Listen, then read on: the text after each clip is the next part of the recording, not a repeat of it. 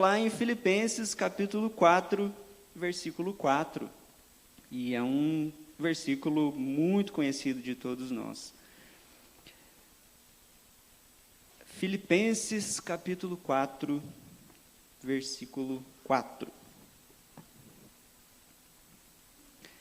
E diz assim, ó: Alegrai-vos sempre no Senhor, outra vez digo, alegrai-vos. E tem até hino, né, que fala sobre essa música, né, alguns que remetem a esse texto: alegrai-vos sempre no Senhor, outra vez digo, alegrai-vos. Nós estamos esse mês aqui encerrando, né, um tema que a gente tem conversado sobre o fato de essa época de Natal, essa época festiva, de ser um tempo não apenas de festejar, mas um tempo de a gente compartilhar algumas coisas. E nada mais interessante, né, importante que a gente pensar nesse tema aqui tão específico. Natal, festas, ele é um tempo de a gente compartilhar alegria. Festa, alegria tem tudo a ver, né? Parece que elas estão correlacionadas. E a gente pensa assim, quando Lucas capítulo 2, que a gente conversou semana passada, fala a respeito de uma notícia, de grande alegria, né? Isso foi isso que o anjo falou ali para os pastores, né, no campo. Ele falou: olha, eu vos trago boa nova de grande alegria. E aí ele diz: o que é essa boa nova de grande alegria? É o fato de que nasceu hoje Jesus. E por que isso é uma boa notícia? E por que é uma boa notícia de alegria? É porque hoje nasceu o Salvador, Cristo, o Senhor, né? Então esse, de fato, é o motivo da alegria. E a gente pensa nesse texto de Jesus nascendo, Jesus aparecendo, e ele é bem específico, né, sobre a ideia do Natal, sobre o nascimento de Jesus. Mas a gente pensa, essa é uma data. Nós aqui comemoramos, né, no dia 25 de dezembro, a gente pensa também aí na questão do dia 31 para o dia 1º, onde é um tempo de festa, um tempo que a gente está pensando aí no contexto de Jesus, do seu nascimento. A gente faz aquele balanço de como foi o ano e tudo mais. E a gente para refletir assim, a grande pergunta é: você é feliz? Se você fosse responder assim com honestidade, para você mesmo, assim, com base em tudo que tem acontecido na sua vida, com base nos rumos que a sua vida tem tomado, você diria que você é uma pessoa feliz? Outra pergunta que me vem é assim: o que é ser feliz, na verdade, né? Então, às vezes as pessoas falam: eu sou feliz, mas o que é ser feliz? Ou, mais do que isso, como é que é uma pessoa que é feliz? Como é uma pessoa que é alegre? E essas são perguntas, eu reconheço, um pouco mais difíceis, né, de responder com sinceridade. Isso exige de nós uma reflexão. Então, você é feliz? O que é ser feliz e como é uma pessoa feliz? Elas exigem reflexão. Mas tem uma pergunta que eu acho que todos nós responderíamos de pronto, que é a grande pergunta, né? Quem quer ser feliz? E aí, todos, acho que em uníssono, responderíamos, crentes ou não, né? Todo mundo quer ser feliz, todo mundo quer encontrar a alegria. E aí a gente pensa assim que essa é uma época, inclusive, que são apresentados para nós propostas de alegria. Todo mundo fala Natal, Ano Novo, é um tempo de alegria, é um tempo... E aí vem aquelas sugestões de o que é alegria, onde encontrar alegria. E muitas pessoas acreditam que a alegria está, assim, de repente, em você encontrar a fonte da juventude. Sabe aquela ideia de você durar mais tempo, de você encontrar algo que rejuvenesça você, a sua aparência, o seu emocional. Então, a sua vida espiritual é aquela ideia de, vamos pensar que a alegria é o oposto de um sofrimento, uma distância da ideia de que nós vamos acabar em algum momento, né? Então, a alegria parece estar, assim, contagiando as pessoas nesse sentido de, olhe, tente, se esforce, busque os meios para que você viva mais, sobreviva mais, tenha uma vida longa, longeva, né? Às vezes a questão da fortuna, às vezes a questão de relações ideais, né? Muito se fala nisso, se você encontrar um relacionamento bom, aí sim você vai encontrar a felicidade, ou se você realizar determinados sonhos, aí você vai encontrar a felicidade. E tem até aquela ideia do segredo, né? Você quer descobrir o segredo da felicidade? E aí cada um tem, né, a sua cartilha. Você compra lá o curso, você faz, enfim, né, determinados caminhos que vão apresentar para você, supostamente, a resposta, onde você encontra a felicidade. E essas propostas estão vinculadas, geralmente, né, você pode fazer essa leitura assim, é uma alegria dependente. Essa alegria que é proposta pelo mundo é uma alegria que depende muito das circunstâncias ou muito das pessoas. E claro que aqui aparece um problema para a gente, porque o problema é que essas coisas, circunstâncias e pessoas não garantem para a gente a estabilidade. Esse é o ponto. Pessoas e circunstâncias não nos garantem estabilidade. E se nós não temos estabilidade, então isso impossibilita a presença de uma alegria constante. Porque esse é o grande desafio para nós. Olha o que o texto nos fala. Alegrai-vos sempre. E esse é um versículo assim, interessante, porque você pensa, alegrar-se, é isso que a gente está falando. Existem momentos que a gente está alegre. Existem momentos que nos conduzem a pensar nas coisas boas, de experimentar coisas boas, e aí experimentar a alegria. Mas o texto não fala só alegrai-vos. O apóstolo Paulo fala alegrai-vos sempre. Ou seja, é uma felicidade que ele está falando aqui, constante. Alegrai-vos sempre, sempre estejam alegres.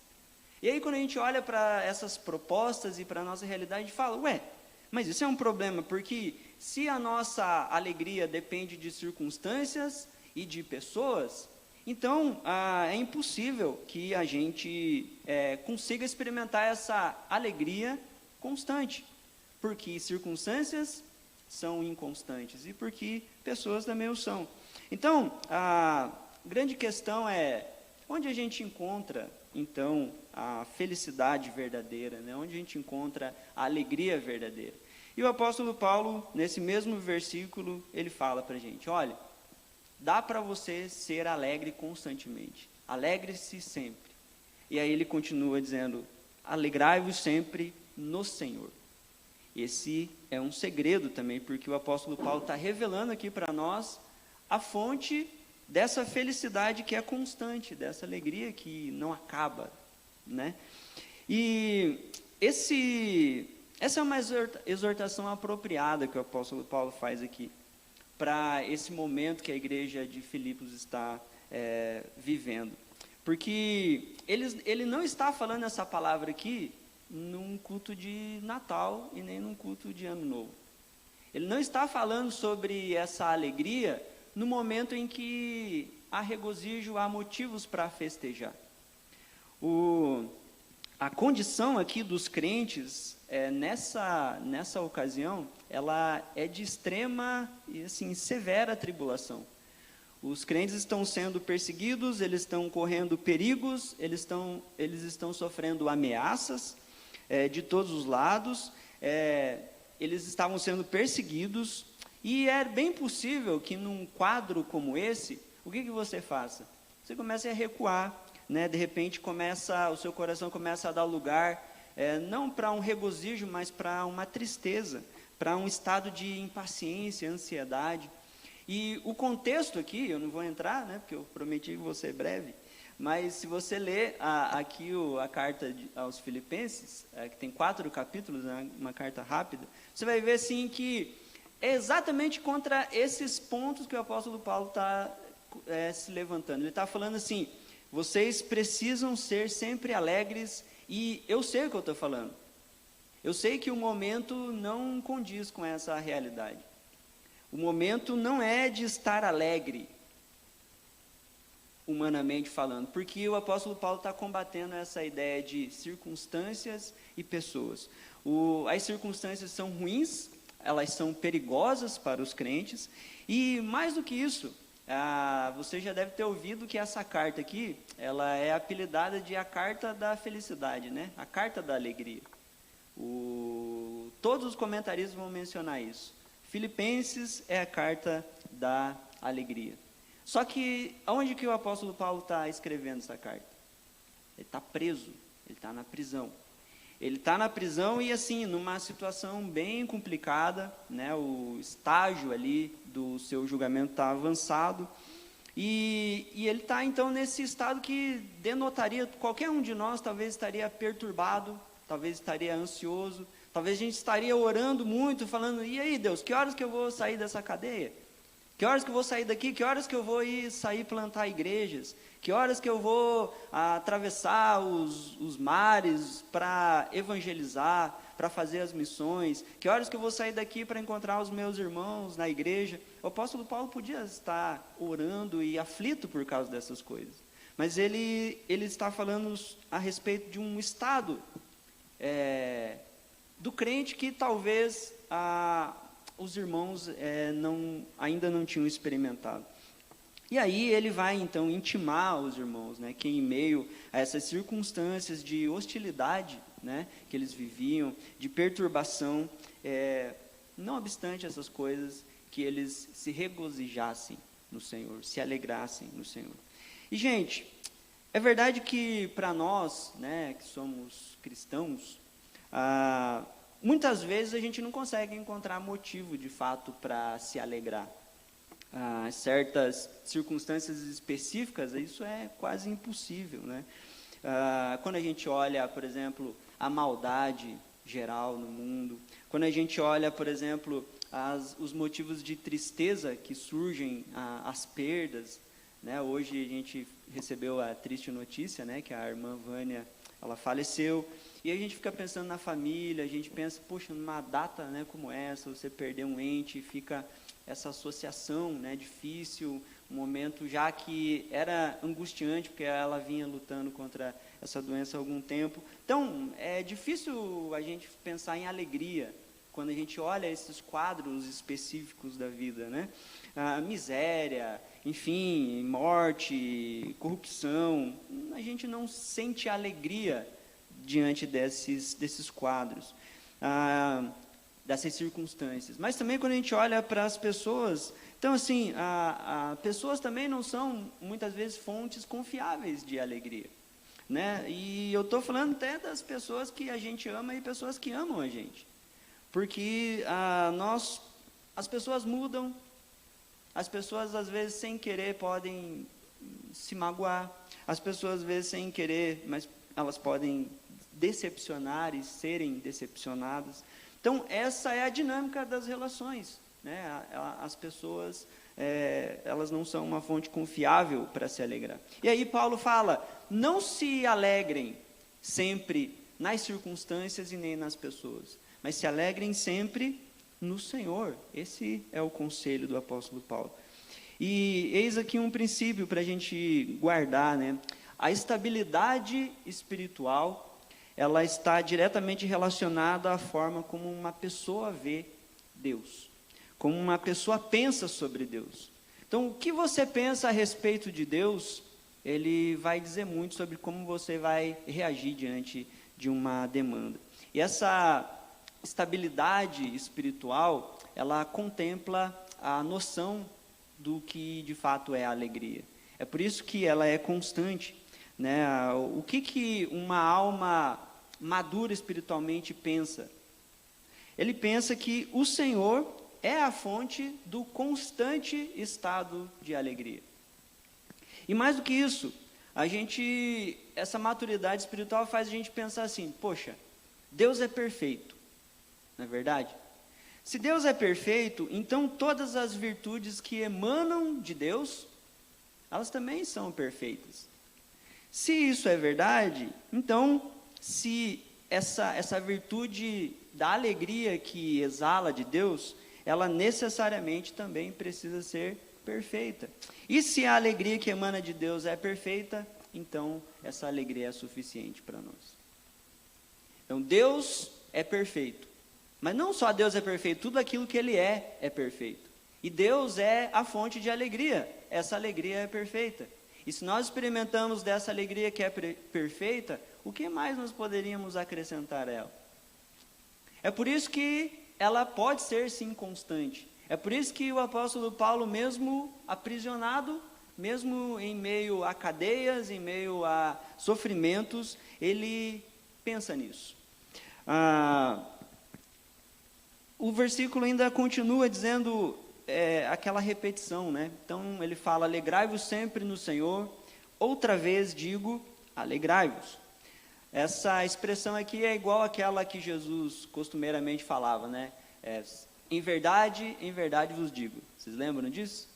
Né? Então, quando Jesus queria enfatizar um ensinamento, ele usava essa expressão, em verdade vos digo. Ou assim, vocês ouviram o que foi dito, eu, porém, vos digo. Então, Jesus usava esses trocadilhos quando ele queria enfatizar alguma mensagem. E a outra expressão que aparece muito é aquela, quem tem ouvidos, ouça. E aí você fala, opa, quando a gente quer hoje escrever uma mensagem, escrever um texto, e a gente quer evidenciar uma ideia, como é que a gente faz? Como é que vocês fazem? Usam um negrito? Uma caixa alta? Né? Uma sublinha? Né? Você gera um itálico, né?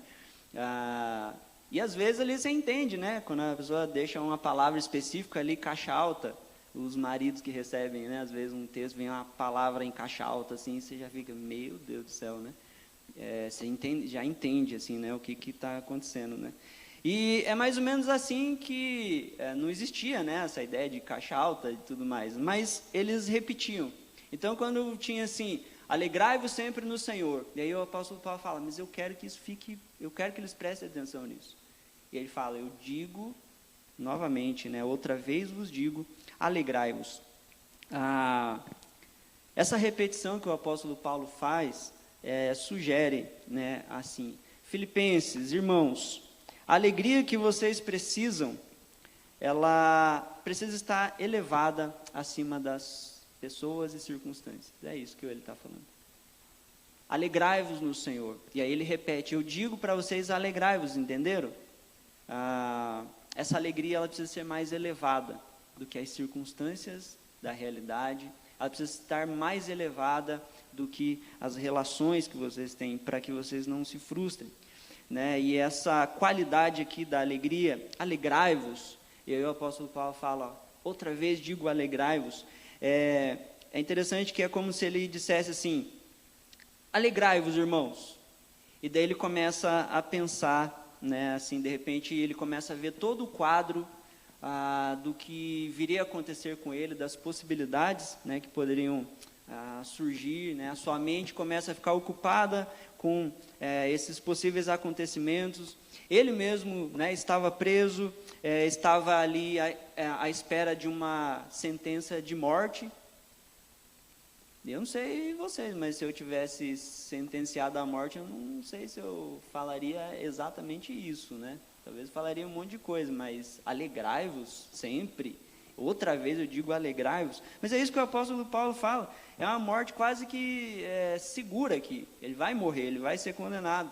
E aí, os filipenses, a igreja de Filipos, ela está ali no começo da sua jornada cristã. E o apóstolo Paulo também imagina assim, ele pressente que, inevitavelmente, né, os cristãos, olhando para o próprio líder ali, preso, né, em cadeias, enfim, eles ficariam com medo, eles ficariam amedrontados com essa situação, né, com esses perigos. E aí o apóstolo Paulo diz, então, alegrai-vos, e daqui a pouco ele repete, e fala, gente, Eu sei todo o quadro, eu sei o que pode acontecer, eu sei a situação que vocês estão, mas eu quero dizer para vocês, mesmo assim, alegrai-vos no Senhor. É isso que o apóstolo Paulo nos ensina aqui neste texto. E isso responde aqui, né, para a gente concluir, a seguinte pergunta: por que nós devemos compartilhar a alegria? Por que nós devemos compartilhar isso? Já que é o Natal, já que um final de ano novo é um tempo de reflexão, a gente pensa nas nossas tarefas, né, aquilo que a gente tem que fazer, por que a gente deveria compartilhar essa mensagem de alegria? Eu coloquei aqui 2 razões que eu gostaria de dizer, né, o porquê que a gente deve compartilhar. A primeira razão é porque nós vivemos, gente, num mundo que oculta suas tristezas e suas decepções por detrás de seus próprios divertimentos. É isso que a gente vê quando a gente olha para o mundo. A gente vê um mundo que, de verdade, tem medo de viver. A gente olha para um mundo que tem medo do futuro. A gente olha para um mundo que não tem esperança nenhuma. A gente olha para um mundo que está decepcionado com a vida, porque não encontra o propósito, o significado. Porque quando elas chegam naqueles pontos em que disseram, se você chegar aqui, você vai encontrar a felicidade, as pessoas começam a chegar lá e começam a ver que a felicidade e a alegria não está lá. E aí, essas pessoas começam a criar divertimentos, né, como uma espécie de fuga da própria realidade. Então, quando a gente olha para o mundo não é feliz, o mundo está entretido em seus divertimentos para esconder o seu verdadeiro coração que oculta tristezas e decepções. Por isso nós devemos compartilhar essa mensagem, porque as pessoas, na realidade, precisam dela. E também porque, para os cristãos, né, a alegria ela não é um mero adorno eventual para dias favoráveis. Esse é o grande ponto. Para nós, a alegria ela não é só uma manifestação de algum evento especial e, enfim, favorável que aconteceu. A gente não fica alegre só quando coisas boas acontecem. A alegria para nós é um conteúdo essencial do próprio ser, já que nós estamos fundamentados no Senhor. Então, a nossa identidade, aquilo que nós somos, aquilo que nós sentimos, ela está conectada com aquilo que Deus é, com aquilo que o Senhor é para nós. E aí, nós temos uma perspectiva da vida diferente. A gente consegue olhar para a realidade, a gente consegue presenciar o sofrimento, as demandas de angústia e tudo mais, mas isso não rouba de nós a alegria. E é interessante porque essa alegria no Senhor, ela se reflete aqui nas relações interpessoais. Martinho Lutero, né, uma frase interessante dele, ele dizia assim: meu ânimo está muito alegre, né, está alegre demais para que eu pudesse ser inimigo de alguém. Então, o estado, né, de espírito dele, a gente sabe que ele teve bastante inimigos, né, os próprios religiosos ali, enfim, mas ele fala assim: meu ânimo está alegre demais. E por que isso? Porque quem está pessoalmente repleto de alegria, ele gosta de causar alegria também. E esse é o detalhe, né, que aqueles que estão conectados com o Senhor experimentam. Aqueles que experimentam essa alegria, que estão repletos de alegria que vem do Senhor, eles também gostam de causar alegria nos outros. Eles gostam de repartir, eles gostam de compartilhar, eles gostam de abrir mão dos seus direitos, porque eles já estão alegres, eles não precisam dessas coisas, né, para satisfazer as suas alegrias. Então, isso baliza as relações, né, porque se eu sou alegre, e esse estado de alegria, ele ativa o meu ânimo e me faz causar alegria também nos outros, o nosso problema de relacionamento está resolvido. E também essa alegria no Senhor reflete nas circunstâncias. Veja, a alegria do cristão, ela é independente de todos os acontecimentos terrestres, né? Porque ela tem a sua fonte na presença de Cristo. Então, eu escrevi aqui, né, os que se amam são sempre felizes enquanto estejam juntos, não interessa onde se achem. É aquela ideia, assim, de um casamento. Então, assim, uma relação paternal, né? Você tem os filhos, você tem o seu cônjuge, quando você ama alguém.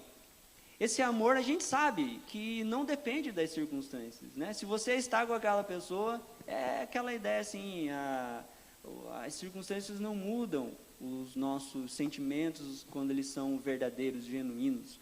E é a mesma ideia que a gente está trazendo para este texto. Essa é a razão pela qual o cristão nunca perde a alegria. Por que um cristão verdadeiro pode estar constantemente alegre? Por que ele não perde a sua alegria?